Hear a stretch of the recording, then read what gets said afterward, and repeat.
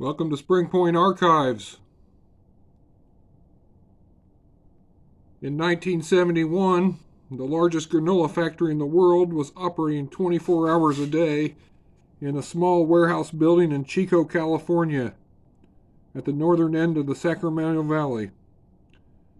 It was called Lassen Foods and was owned and operated by a quiet young man named Wayne Schlotthauer. Like many other figures in the American breakfast cereal industry, he was a Seventh-day Adventist. The Adventists had grown out of a 19th century religious movement led by a man named William Miller, who said that Jesus Christ was coming back in 1843. As you might imagine, the movement lost some strength in 1844, but several groups survived and eventually prospered. Today, the Seventh-day Adventists still believe that Christ's return is imminent, but they're not making predictions anymore.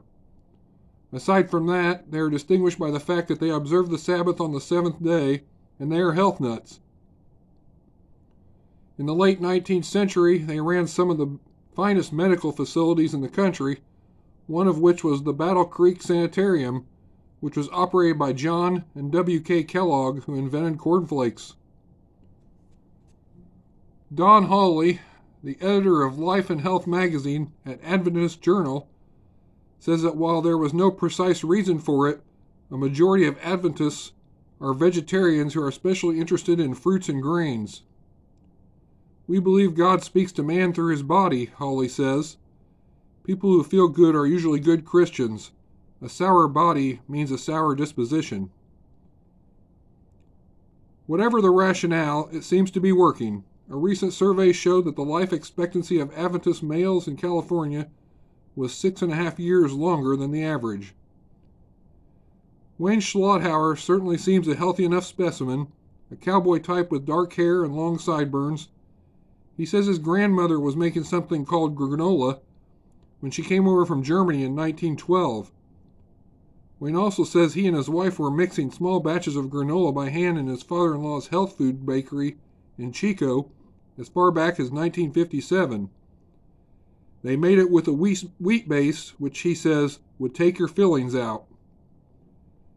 You might figure that, having mixed the stuff by hand in 1957, not to mention his grandmother in 1912, Wayne Schlotthauer must be the real father of modern granola. But no, that honor goes to Leighton Gentry. In 1972, Time, in its imitable fashion, dubbed him Johnny Granola Seed.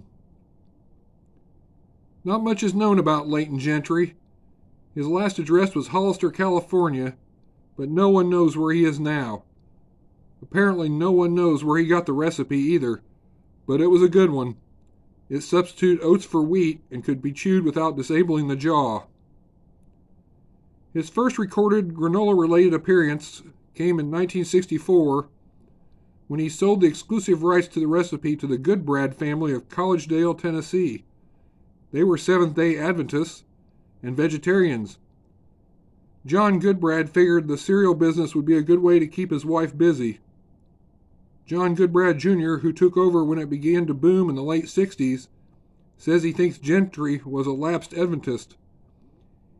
He said he made the recipe up himself and he sold to us for $3,000.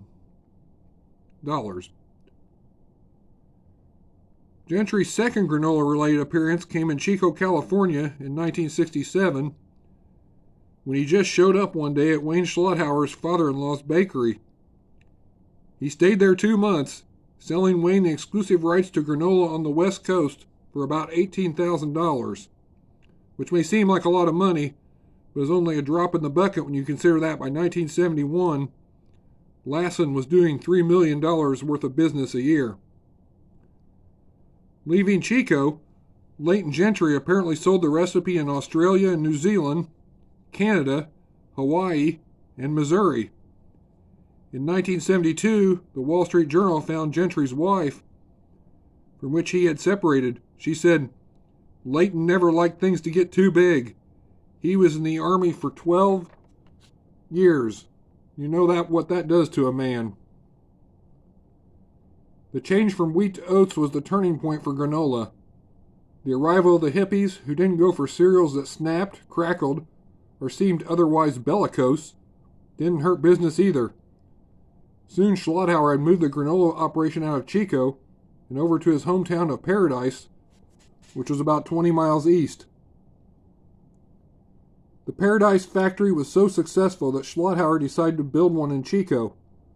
For a while, he had both factories running at full steam. The Chico factory, which represented the highest state of the art in 1971, consisted of a machine that looked like a cement mixer, which mixed the oats with whatever was going into the day's batch, raisins, nuts, and so forth. Honey and corn oil were fed into the mix through tubes. The wet granola was then shoveled into troughs that emptied onto long cylindrical gas ovens, which Schlotthauer had designed, for drying. After drying for 20 minutes, the cereal was cooled on a conveyor belt, which led to a bagging machine. Not a very complex operation, but interesting enough to attract a series of rather strange visitors by 1972, representatives of the major cereal companies. Some wanted to buy out Lassen, others just wanted to steal the method. Wayne Schlotthauer saw the handwriting on the wall and sold out to a New York conglomerate in late 1972 and became a 34-year-old millionaire. This was an excerpt from A Social History of Granola by Joe Klein, published in Rolling Stone magazine, February 23, 1978. Thanks for watching.